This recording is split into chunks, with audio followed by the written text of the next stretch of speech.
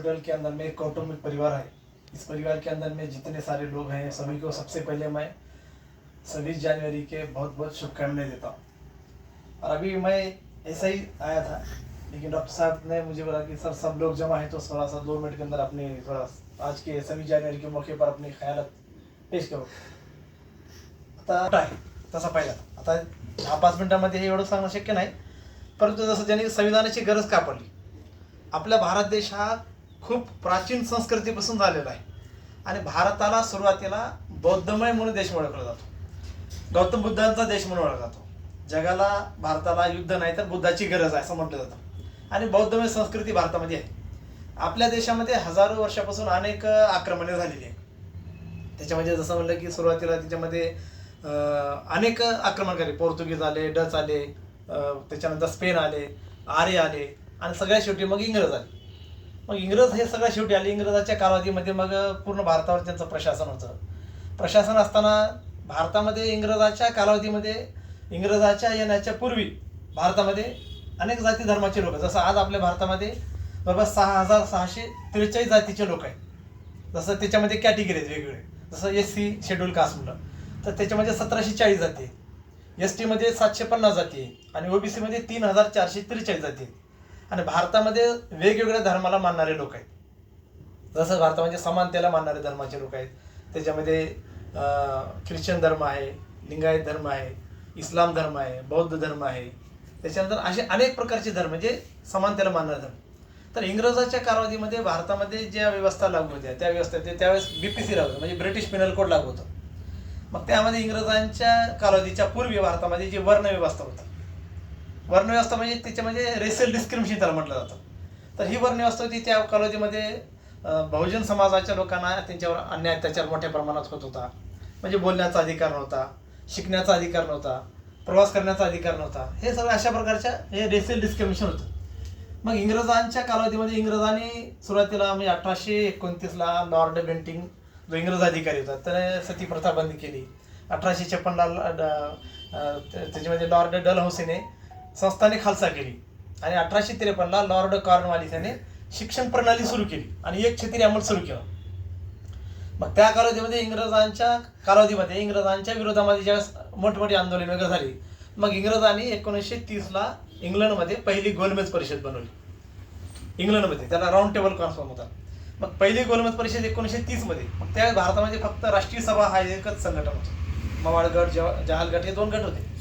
मग त्या 1930च्या कालावधीमध्ये इंग्रजांनी ज्यावेळेस एक संघटना एक पूर्ण परिषद भरवली, त्याला गोलमेज परिषद असं म्हटलं जातं। त्या गोलमेज परिषदेमध्ये या राष्ट्रीय सभेचे जे आपले होते नेते मानलं जातं, महात्मा गांधी होते त्यावेळेस, त्याच्यानंतर डॉक्टर बाबासाहेब आंबेडकर आणि मुस्लिम लीग एक संघटना त्यावेळेस होती, मौलाना शौकत अली, ते त्याच्यामध्ये असे अनेक लोक होते। तर इंग्रजांनी त्यावेळेस त्या गोलमेज परिषदेमध्ये सांगितलं की ज्यांच्या ज्या काही समस्या, ज्या काही प्रश्न आहेत, ज्यांचे जे समस्या आहेत, तर त्यांच्यासाठी ते मार्ग काढण्यासाठी त्यांनी इंग्लंडमध्ये गोलमेज परिषद बनवली। मग त्यावेळेस डॉक्टर विश्वरत्न डॉक्टर बाबासाहेब आंबेडकरांनी, तुम्ही जसं मानता की भारतामध्ये फक्त 2च धर्म आहेत, एक हिंदू आणि एक मुस्लिम हे धर्म आहे, तर आमचे अनेक अशा प्रकारच्या कॅटेगरी आहेत, अनेक अशा प्रकारचे कॅटेगरी, आमचे धर्म वेगळे आहेत आणि आमच्यावर हजारो वर्षापासून आमच्यावर अन्याय अत्याचार केला जातो। कसं त्या कालावधीमध्ये कसं होतं, गळ्यामध्ये गाडगा होतं, खराटा होता आणि म्हणजे एकदम असं निकृष्ट दर्जाची वागणूक दिली जात होती। टचेबल अनटचेबल हे मोठ्या प्रमाणामध्ये होतं। तर मग डॉक्टर बाबासाहेब आंबेडकरांना त्यावेळेस इंग्लंडमध्ये असं सांगितलं गेलं की म्हणजे त्याला 5-6 मिनिट त्यांनी बोलते किंवा जास्तीत जास्त त्यांनी 10 मिनिट आपले प्रश्न मांडते। मग त्यावेळेस इंग्रजांच्या समोर पहिल्या गोलमेज परिषदेमध्ये डॉक्टर बाबासाहेब आंबेडकरांनी 6 तास आपलं पूर्ण भारताची सिस्टम, फक्त आता लोकांमध्ये गैरसमज असा आहे की फक्त म्हणजे डॉक्टर बाबासाहेब आंबेडकर की फक्त दलितांचं त्यांनी प्रतिनिधित्व केलं, हा खूप मोठा गैरसमज आहे। तर त्या गोलमेज परिषदेमध्ये डॉक्टर बाबासाहेब आंबेडकरांनी जवळपास 6 तास या भारताची जी सामाजिक व्यवस्था आहे, भारताची जी संस्कृती आहे, तर या सगळ्या व्यवस्थेवर इंग्रजांच्या समोर त्यांनी मांडलं। मग त्यावेळेस इंग्रजांच्या लक्षात आलं की हा एक खूप विद्वान व्यक्ती आहे आणि मग त्यावेळेस इंग्रजांनी मांडलं केलं। ज्यावेळेस 14 जुलै 1942ला वर्धाला इंग्रजाच्या विरोधामध्ये आंदोलन सुरू झालं की भारत छोडो, मग त्यावेळेस इंग्रजांनी मान्य केलं। तिथं खूप मोठा इतिहास आहे, आता त्याला सविस्तर सांगणं शक्य नाही। मग त्यावेळेस इंग्रजांनी मान्य केलं, ठीक आहे तुम्हाला स्वातंत्र्य पाहिजे तर आम्ही तुम्हाला स्वातंत्र्य द्यायला तयार आहोत, मात्र तुम्हाला एक नियमावली तयार करावं लागेल, एक संविधान करावं लागेल आणि त्या संविधानाच्या माध्यमातून या देशामध्ये जे आज 6700 जाती आहेत, तर त्या कालावधीमध्ये जातीचं प्रमाण कमी होतं, तर सगळ्यांना त्यामध्ये मौलिक अधिकार ज्याला म्हणतो, मूलभूत हक्क अधिकार, तर ते मूलभूत हक्क अधिकार मिळण्यासाठी सर्वांना एक नियमावली तयार करावी लागेल. मग 299 लोकांची कमिटी तयार केली, त्यामध्ये सगळ्या जातीचे धर्माचे लोक त्यामध्ये समाविष्ट केले गेले आणि एक परिशिष्ट मंडळ तयार केले गेलं. आणि त्यामध्ये मग नंतर डॉक्टर बाबासाहेब आंबेडकर हे मसुदा समितीचे अध्यक्ष तयार केले. आणि डॉक्टर बाबासाहेब आंबेडकरांनी या संविधानाच्या माध्यमातून त्यांची निवड केली गेली. आणि विश्वरत्न डॉक्टर बाबासाहेब आंबेडकर त्यांच्या विद्वानाच्या बाबतीत सांगायचं तर ते त्याच्यामध्ये शंकाच नाही, कारण सिम्बॉल ऑफ नॉलेज ही पदवी त्यांना इंग्लंडमध्ये दिली गेली आहे. अमेरिकेमध्ये बऱ्याच देशामध्ये आज विश्वरत्न डॉक्टर बाबासाहेब आंबेडकरांच्या ज्ञानाच्या बाबतीमध्ये त्याच्यावर चर्चा केली जाते, त्याच्या बाबतीत काही शंका नाही. मग विश्वरत्न डॉक्टर बाबासाहेब आंबेडकरांनी संविधानाच्या माध्यमातून त्याला तयार केलं गेलं. आता सिलेबसमध्ये पुस्तकामध्ये 2 वर्ष 11 महिने 17 दिवसाचा कालावधी लागला. एकूण मग 395 आर्टिकल तयार केले त्याच्यामध्ये. मग जसं पहिलं आर्टिकल आहे इंडिया दॅट इज भारत, पहिल्या आर्टिकलचं त्यांनी एक्सप्लेनेशन केलं डॉक्टर बाबासाहेब आंबेडकरांनी, कारण या देशाचं नाव भारत देश, इंडिया दॅट इज भारत, कारण त्याचा उल्लेख अनेक लोक आपल्या भाषणातून वेगवेगळे करत राहतात. परंतु बाबासाहेब आंबेडकरांनी पहिल्या आर्टिकलचंच एक्सप्लेनेशन केलं. मग आर्टिकल 19 त्याच्यामध्ये आहेत, म्हणजे सगळ्या जाती धर्मांच्या लोकांना, या देशामध्ये हजारो जाती धर्माचे लोक आहेत, म्हणजे वेगवेगळ्या जातीचे बोलीभाषा बोलणारे लोक आहेत, या सगळ्या जाती धर्मांच्या लोकांना संविधानाच्या माध्यमातून मौलिक अधिकार मिळेल. आणि विशेष बाब म्हणजे भारतामध्ये इंग्रजाच्या पूर्वी अनेक आक्रमणकारी आले, जसं मोगल आले, त्यांच्या कालावधीमध्ये व्यवस्था बदलली नाही. अनेक आर्य आले, डच आले, पोर्तुगीज आले, पण इंग्रजाच्या कालावधीमध्ये त्यांनी डॉक्टर बाबासाहेब आंबेडकर, महात्मा ज्योतिबा फुले, क्रांतिसूर्य महात्मा ज्योतिबा फुले या सगळ्यांचं त्यांनी पाहिलं तत्वज्ञान. आणि मग त्यामध्ये मग संविधानासाठी त्यांनी मान्यता दिली. आणि मान्यता म्हणजे संविधान लिहिलं गेलं तर आम्ही तुम्हाला नियमावलीच्या माध्यमातून तुम्ही या देशामध्ये राहू शकता, आम्ही तुम्हाला सोडून द्यायला तयार आहोत. मग ही जी वर्णव्यवस्था होती भारतामध्ये, विशेषतः भारतामध्ये महिलांना निकृष्ट दर्जाची वागणूक होती. त्याला बोलण्याचा अधिकार नव्हता, फक्त चूल आणि मूल एवढंच अधिकार होता. महिलांना बोलण्याचा अधिकार नव्हता, शिक्षणाचा अधिकार तर नव्हता. मग डॉक्टर बाबासाहेब आंबेडकरांनी महात्मा फुलेचा इतिहास वाचला. आणि या देशामध्ये महात्मा फुले यांना क्रांतिसूर्य का म्हटलं जातं, कारण महात्मा फुलेने या देशाची जी व्यवस्था आहे ती व्यवस्था बदलून टाकली. आज बऱ्याच समाजाला महात्मा फुले म्हणजे त्यांचा इतिहास माहीत नाही. छत्रपती शिवाजी महाराज, बहुजन प्रतिपालक छत्रपती शिवाजी महाराजांची समाधी हुडकून काढली महात्मा फुले. आणि मग छत्रपती शिवाजी महाराजांच्या राज्यामध्ये जे रयतेचं राज्य होतं, रयतेचं राज्य म्हणजे रयत म्हणजे सगळ्या जाती धर्मांच्या लोकांना, 18 अलुतेदार, 12 बलुतेदार, सगळ्या जाती धर्माचे लोक हे गुण्यागोविंदाने राहतील. छत्रपती शिवाजी महाराजांच्या कालावधीमध्ये एकाही शेतकऱ्याने आत्महत्या केल्याची नोंद नाही. हे खूप मोठा इतिहास मग महात्मा फुले निघाला. आणि महात्मा फुलेंचा इतिहास मग पुढे घेऊन जाण्याचं काम विश्वरत्न डॉक्टर बाबासाहेब आंबेडकरांनी पुढे केलं.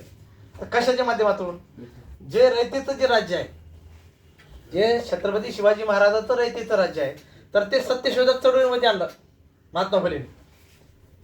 गौतम बुद्धांचा जो इतिहास आहे, त्यांचे जे गाथा आहे, ते तुकाराम महाराजांच्या माध्यमातून, महात्मा फुलेंच्या माध्यमातून, महात्मा बसवण्यांच्या माध्यमातून, महात्मा बसवण लिंगायताच्या माध्यमातून, म्हणजे ते अनुभव मंडळ स्थापन केलं.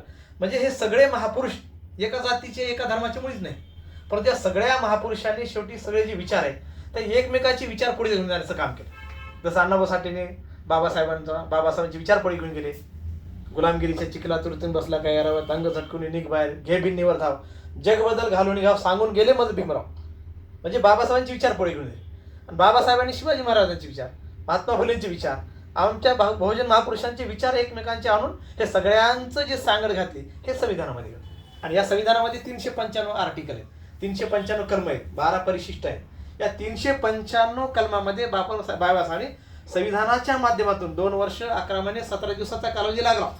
आणि या सगळ्या कालावधीमध्ये या देशातल्या जितके जाती धर्मांचे लोक आहेत, महिला असतील, पुरुष असतील, बालक असतील, शेतकरी असतील, सगळ्या कॅटेगरीच्या लोकांना मौलिक अधिकार या संविधानामधून मिळून दिले. आता मौलिक अधिकार म्हणजे आमच्या लोकांना माहित नाही, बऱ्याच लोकांना मौलिक अधिकार म्हणजे ते मौलिक अधिकार सुप्रीम कोर्टाला हिरावून घेण्याचा अधिकार नाही. हे मौलिक अधिकार संविधानामध्ये दिले. मात्र आज ते संविधानाची अंमलबजावणी आपण सगळं करतो का? आज 26 जानेवारी आपल्या बऱ्याच लोकांना 26 जानेवारी आणि 15 ऑगस्ट मध्ये फरकच लक्षात येत नाही. 15 ऑगस्टला आपण स्वातंत्र्य झालो, देश स्वातंत्र्य झाला. 26 जानेवारीला लोक स्वातंत्र्य झाले, आम्ही भारताचे लोक जे आहे ना. तर बाबासाहेबांनी जे आम्हाला संविधान मिळून दिलं, तर त्या संविधानामध्ये या देशाच्या सगळ्या जाती धर्मांना मौलिक अधिकार मिळते. म्हणून आज आपण मोठ्या आनंदाने 75वा हा संविधान दिन म्हणजे 26 जानेवारी हा दिवस मानतो, कारण त्याचे आपल्याला अधिकार मिळेल. महिलांना, पुरुषांना जे अधिकार मिळेल, तर त्या अधिकारावर आपल्याला प्रत्येकानं आपले विचार मांडण्याचा, प्रकट करण्याचा हा मौलिक अधिकार आहे. आणि म्हणून हे संविधान लागू झालं. आणि आज ते संविधान आज आपण ते संविधानाची अंमलबजावणी, संविधानाची रक्षण करणं सगळ्याची जबाबदारी आहे. पण समाजामध्ये गैरसमज काय झालेला आहे, डॉक्टर बाबासाहेब म्हणलं की फक्त दलितांचे नेता असं झाले, शिवाजी महाराज म्हणलं की फक्त मराठ्यांचे, अण्णाभाऊ साठे म्हणलं की मातंगाचे, टिपू सुलतान म्हणलं की फक्त मुसलमानाचे, महात्मा बसवण्ण म्हणलं की लिंगायताचे. हे समाजामध्ये काय झाले, हे खूप मोठ्या प्रमाणामध्ये एक अंधश्रद्धा निर्माण झाली, एक परिभ्रष्टता निर्माण झाली. परंतु या महापुरुषांनी तर कधी विचार केलेला नाही. सगळ्या जाती धर्माच्या लोकांना मौलिक अधिकार दिलेले, त्या संविधानावर आपण सगळ्या भारतामध्ये आपल्या भारताची संस्कृती आहे, खूप मोठी संस्कृती आहे. त्या संविधानाच्या आधारे आज आपल्याला मौलिक अधिकार आहे. पण ते संविधान संपवण्याचं मोठं षड्यंत्र चालू आहे. त्याची आपण थोडंसं जागृतपणे विचार करणं गरजेचं आहे. तर आज जास्त वेळ न घेता आपण सर्वांनी डॉक्टर जाहीद साहेबांचं एक खूप मोठा एक स्वभाव आहे, आता त्यांच्यासमोर त्यांची स्तुती करणं म्हणजे योग्य नाही. परंतु ते एक स्वभाव आहे की सगळ्या म्हणजे जास्तीत जास्त पेशंटला आपल्या घराप्रमाणे, आपल्या कुटुंबाप्रमाणे, कारण बरेच पेशंट इथून गेलेले आहेत, सगळ्याला आपल्या परिवाराप्रमाणे, आपल्या भावाप्रमाणे, बहिणीप्रमाणे ते वागवतात. आणि त्यांच्या वडिलाची त्यांच्यावर ते गुण आहे. डॉक्टर साहेबाचं म्हणजे डॉक्टर साहेबाचं नाही आहे, डॉक्टर साहेबांचे वडील यांच्यापेक्षा त्यांचं मोठं इतिहास आहे. त्यांनी तर सगळं आपलं आयुष्य सगळं समाजाच्या सेवेसाठी लावलेलं आहे. डॉक्टर असगर साहेब म्हणून त्यांना कुठे जरी खेडेपाड्यामध्ये गेलं, डॉक्टर असगर साहेब म्हणले की अरे खूप चांगला माणूस, म्हणजे सगळ्याला त्यांनी कधी असतं त्यांच्या मनामध्ये द्वेष भावना कधी राहणार. तर त्यांचे गुण डॉक्टर साहेबांमध्ये उतरले. त्यांची घराची पारंपरिकता आहे, परंपरा आहे. आणि जसं संस्कृती आपलं म्हणतो ना, आपल्या देशाची संस्कृती आहे, आपण भूक लागली खाणे संस्कृती, आपण भूक लागली खाणे, भूक लागल्यानंतर आपण खाल्लो, हे प्रकृती आहे. भूक न लागता खाणे विकृती आहे. आणि आपल्या देशाची संस्कृती आहे महापुरुषी संस्कृती, भूक लागून आपण दुसऱ्याला देणे, ही आपल्या देशाची संस्कृती आहे, भारताची संस्कृती आहे, हे आपल्या महापुरुषाची संस्कृती आहे. त्या महापुरुषाचे विचार आपण पुढे घेऊन जाण्याचं काम आपण करतो. शेवटी जाता ते सांगतो आपण सगळे महापुरुषाचे अनुयायी आहे. मी तर महापुरुषाचा अनुयायी, मी भक्त नाही. मी डॉक्टर बाबासाहेब आंबेडकरांचा भक्त अजिबात नाही, मी महात्मा फुलेचा भक्त अजिबात नाही, मी छत्रपती शिवाजी महाराजाचा भक्त नाही, महात्मा बसवण्याचा भक्त नाही, मोहम्मद पैगंबर सल्लल्लाहु अलैहि वसल्लमचा भक्त नाही. मी या महापुरुषाचा भक्त अजिबात नाही, मी या महापुरुषांचा अनुयायी. कारण त्यांनी आम्हाला दिलेली जबाबदारी आहे. डॉक्टर बाबासाहेब आंबेडकरांनी सांगितलेलं आग्र्याच्या भाषणामध्ये 1956 मध्ये, शिवाय छत्रपती संभाजी महाराजांनी सांगितलेलं आहे, लिहून ठेवलेलं आहे छत्रपती संभाजी महाराज देखील, की तुम्ही आमच्या नावाचा जय जयकार करण्यापेक्षा, आमच्या नावाचा जय जयकार करण्यापेक्षा आमची जी अधुरी कार्य आहे, तर ते अधुरी कार्य समाजाच्या तळागाळापर्यंत घेऊन जाण्यासाठी आतोनात प्रयत्न करा. डॉक्टर बाबासाहेब आंबेडकरांनी तर प्राणांची देखील पर्वा करू नका सांगितलेलं आहे. मग आम्ही काय केलं, त्यांचे विचार सोडून दिलो. माझ्या भीमाचा लई मजबूत किल्ला तुम्ही कितीही करा हल्ला, किल्ला हादरून गेला सगळ्यात, किल्ला सगळं हादरून चालले ते संविधानाच्या माध्यमातून. संविधान फक्त नाव सांगितलं, तर संविधानाची खरोखर अंमलबजावणी आहे का? संविधानाची अंमलबजावणी राहिली असती तर मग देशामध्ये अशा प्रकारच्या वेगवेगळ्या प्रश्नाच्या समस्या निर्माण झाल्या नसते. ह्या सगळ्याचा आपण विचार करणं गरजेचं आहे. म्हणून या महापुरुषांचा इतिहास आपण समाजापर्यंत घेऊन जाणे. शाहू फुले आंबेडकर आपल्या महाराष्ट्राची नव्हे देशाची ओळख आहे. जगामध्ये छत्रपती शिवाजी महाराजांचा इतिहास सांगितला जातो, अण्णाभाऊ साठेंचा इतिहास सांगितला जातो, बाबासाहेबांचा इतिहास सांगितला जातो. तर आमच्या देशाची ओळख आहे शाहू फुले आंबेडकर, हे आमच्या देशाचे महापुरुष आहेत. आणि त्यांची विचारधारा म्हणजे संविधान आहे. जास्त त्याच्यामध्ये सांगायची गरज नाही.